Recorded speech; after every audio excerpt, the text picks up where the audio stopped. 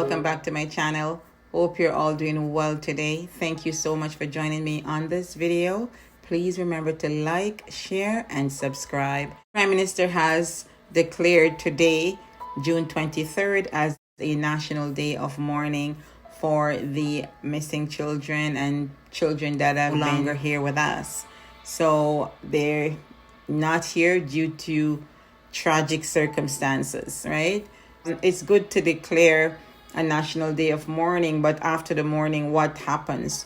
What can we do to effect change, to make an impact, right, on the lives of our children and to prevent these things from reoccurring as well? I mentioned a lot of children cannot be found, and we are, of course, remembering them on this day, but we're also going to, of course, try to encourage or put in place or make suggestions, that things that will help to make an impact, because just mourning alone is not going to really do anything for these parents and for the kids who have not yet come back home, right?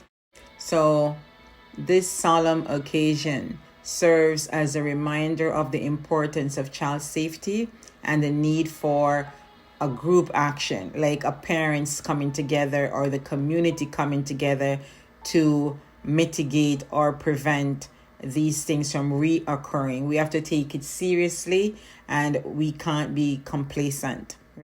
Today, we explore what else can be done to protect our children and to ensure their well-being, right? So, number one, I've been advocating for this from last year when that really atrocious act happened in St. Thomas last year.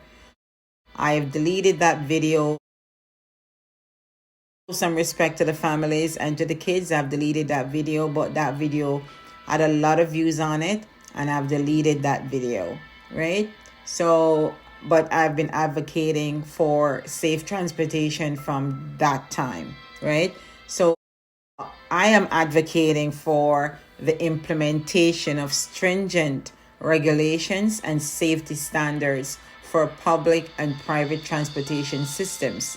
Children are grouped in with the adults, and that's not safe, right? Because you have some adults will do and say anything in front of the children, or worse. And if the children are riding with adults, then there can be a risk factor when they're not accompanied by parents or caregivers, right? The other day, we all saw that video with like 50-something children coming out of a bus that should be carrying about 32. So we need more transportation for her children to go to and from school in a safe manner. It would ensure more safety for the kids, and of course, they're not exposed to the adults that are riding in the same transportation.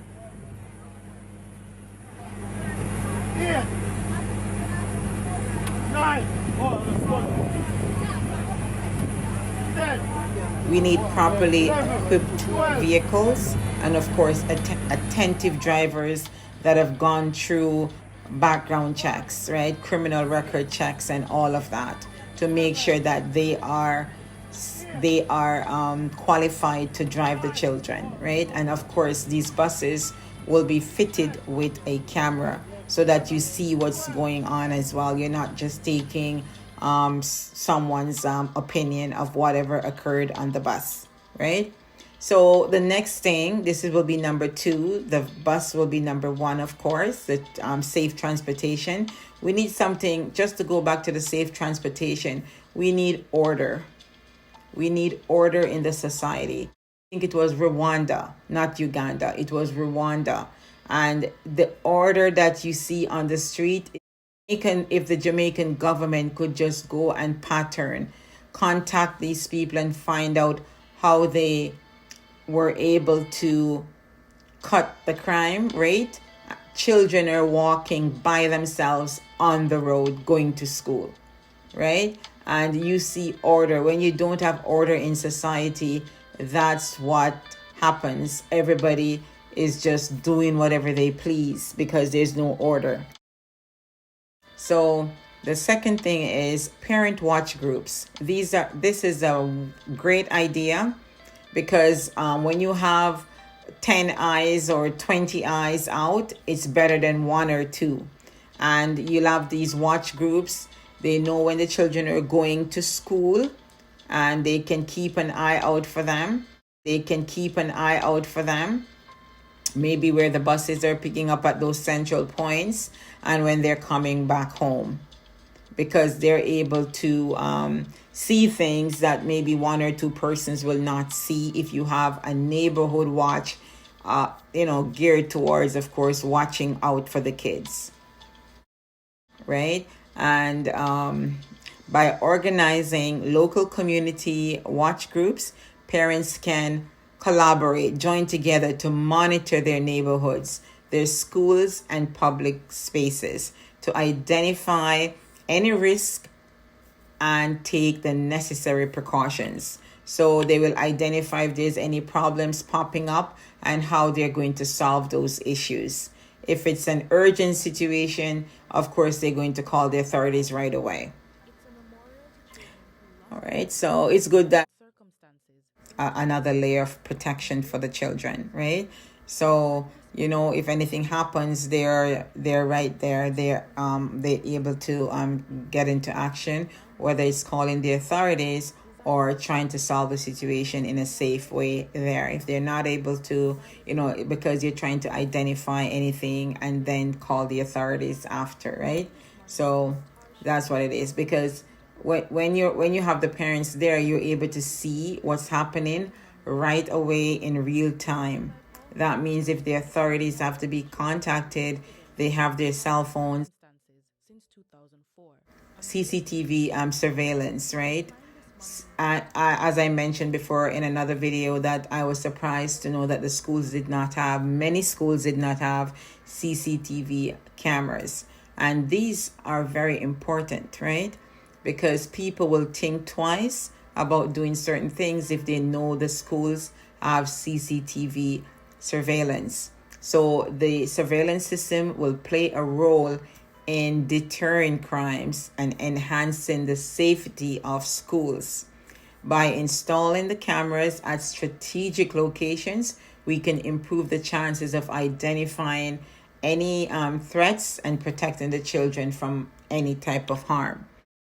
You can manage the visitors and make sure that the children remain safe at the same time.